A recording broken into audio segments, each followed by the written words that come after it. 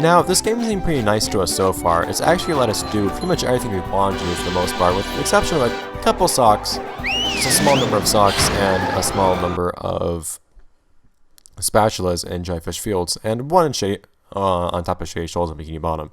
You'll be able to do pretty much everything so far, and our first resistance is actually here at Bikini Bottom. Not at the beginning portion, but the later portion where we're supposed to play as Sandy. Because we have to face the reality of just not having the kind of mobility as SpongeBob that we're supposed to have. Surprisingly enough, we don't usually encounter many problems with the game wanting us to play as Sandy. But in the rooftops, I just never found any way to actually get across. I'll deal with that a little bit more deeply in a moment when we actually get to the rooftops, but for now, we can worry about the ground portion of downtown. Something I like to do here is skip pretty much everything I can skip, just to amuse myself by leaving most of the walls up and whatnot. This is going to be our introduction to something called sponge wall storage, which I hinted at earlier. So if you turn to a sponge wall, the game basically saves your velocity. It doesn't update in any way, shape, or form, and then once you get out of the sponge wall mode, you'll actually still have that velocity. So if you can make something make you bounce upwards or to the side or whatever, as you turn to a sponge ball, for example, hitting a springboard as I did just there, once I exit sponge ball mode, I'll actually still have that, and I'll get a boost, essentially. So I can turn to a sponge ball, and right as that happens, hit a springboard, and then anywhere I can get as a sponge ball, I can then use a upwards boost, equivalent to the upwards momentum that I get from that particular springboard or whatever other source. I won in the Bikini Bottom scavenger hunt 3 years running. Thank you. I like to deliberate for a moment as to how I can actually best get around this. I even try to avoid destroying most of these walls if I don't have to. I do destroy this one because I'm going to want to use sponge ball storage here in a moment. Hi, Gary. And I need to open up the route here to actually get through as a sponge ball. Not done. Doesn't that mean? Oh, that's the entrance to the rooftops, which leads to the lighthouse. We're not gonna get to the lighthouse, sadly, but yeah. Golden spatula. I could really use that. What do you mean, get Sandy to help me? I can get through this. Indeed, we can. And you'll see precisely how in just a moment. We do still have a couple things to pick up around here, I believe. In fact, we have another spatula to pick up. I am going to pick up every single steering wheel I can pick up in this area, just for the sake of completeness, even though I can't pick up all of them since I can't actually get to the rooftops. I just figured that it's the same idea as picking up all the stocks I can pick up, even when it doesn't include those spatulas.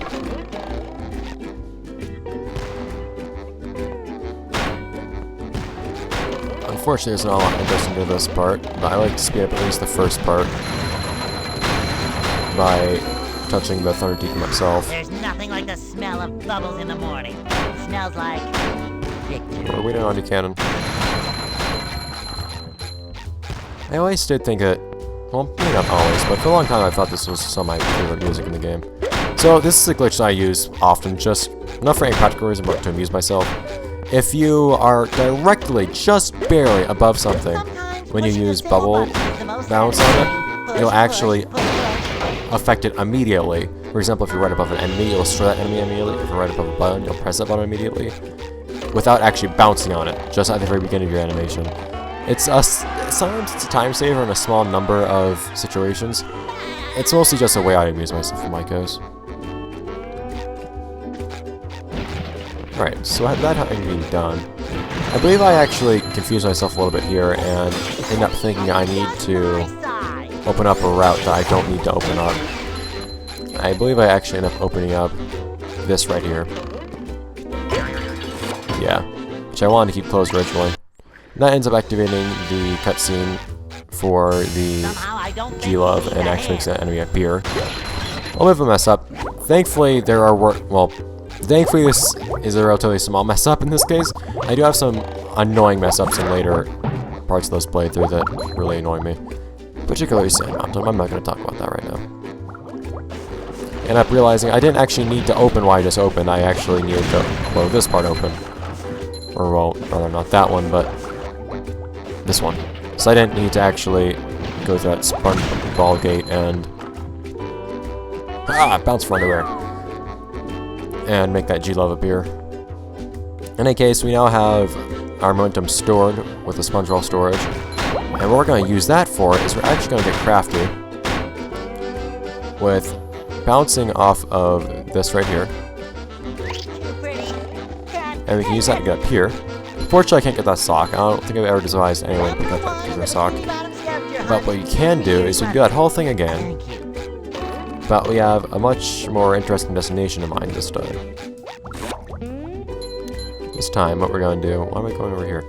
This time what we're going to do is we're going to use that to actually get to the entrance to the rooftops.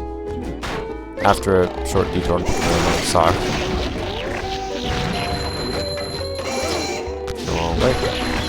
I haven't actually used that trick on the Tartars yet, where you can actually swim instantly, where you use your double bounce for some reason. That'll show up a little bit more later on in the playthrough. I start getting more and more fancy as I start playing this game, more and more, it seems like. But for now, all we have to worry about is actually getting through the level. So again, we're going to go back to the hot sauce area with the sponge ball, where we can do some storage. I, for some reason, opt for going around this route instead of the other one. And something that I don't think I've actually... Well, when do we get here? No.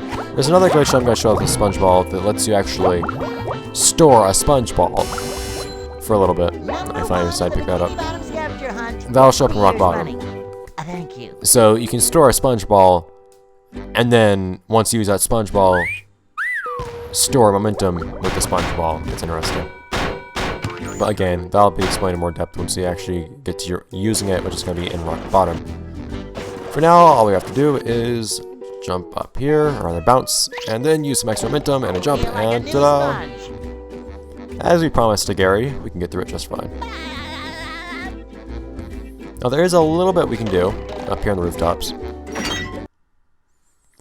We're not completely helpless, but only mostly helpless.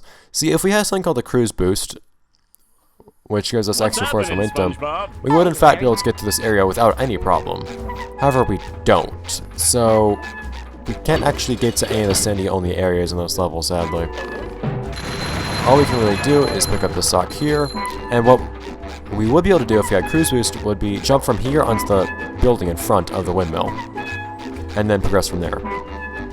In fact, if I didn't have cruise boost, I could get over there. That'd let you do most things in this area. You can actually pick this up as well. This is a lot trickier than it looks, believe me. There's actually an invisible wall blocking you from doing the exact jump I just did. You have to jump just under the invisible wall to be able to grab this ledge. This is one of those boxes where you only have to pick up the second box, where you only have to activate the second one to be able to go back to the first one. Don't know why that's the case, but ta-da! So you can now jump around over here. Not any reason to be over here, though. And for some reason, if you deactivate Hans here and then jump down to the ground, there's actually instant kill anyways. I don't know of any other case in this game where something is an instant kill. But yes, no enemies or anything like that, no damage boosting we can do, so we can't actually get across that area at all.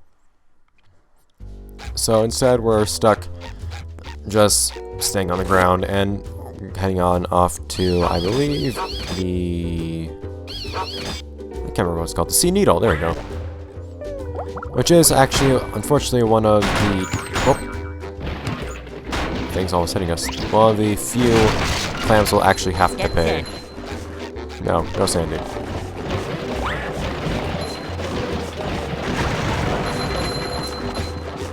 After a failed attempt to get over that, I realized just how large that door is on that building compared to Spongebob. And having acquired that knowledge, we're going to run over to the Sea Needle to have a little bit of fun. It's made primarily for Spongebob, although sadly you can't do everything with the Sea Needle either. Because you may recall, one of the spatulas at the Sea Needle is in fact called Come Back with a Cruise Bubble, which involves, yet again, a button that can only be pressed by the cruise bubble.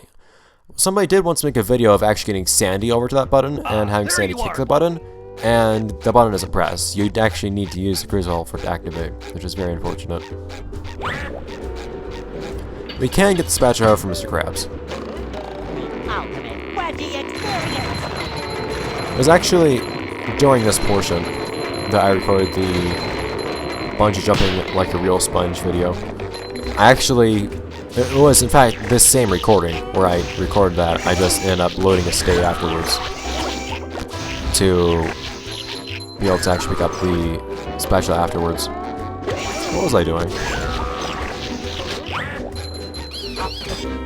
Unfortunately, this also means that we cannot get one of these socks that is in this area as well.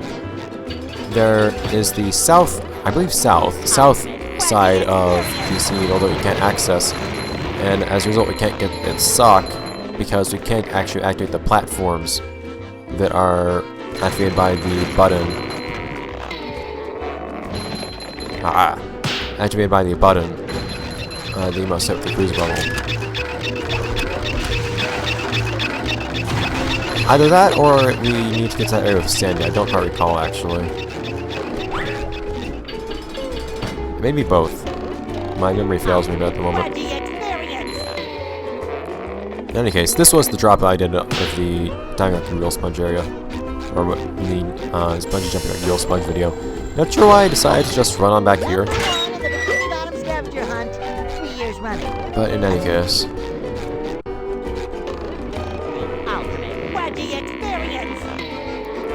So now we can actually go through and pick these up, and I believe that's going to be it for downtown once we do this as well. There's not going to be actually anything left to do other than mostly just wondering, I guess, how we can possibly get through the rooftops. Well, that's great. Thank you, Thunder Tiki. Interestingly enough, if you actually fall onto the ground in this area, unlike the rooftops area where you instantly die if you touch the ground, here you actually take damage one underwear at a time. Don't know why that is. You'll eventually die, of course, but it's a little different. And there we go. So that's all there is to the downtown, unfortunately. There's more to be had, but it's all we managed to pick up. So just a couple spatulas.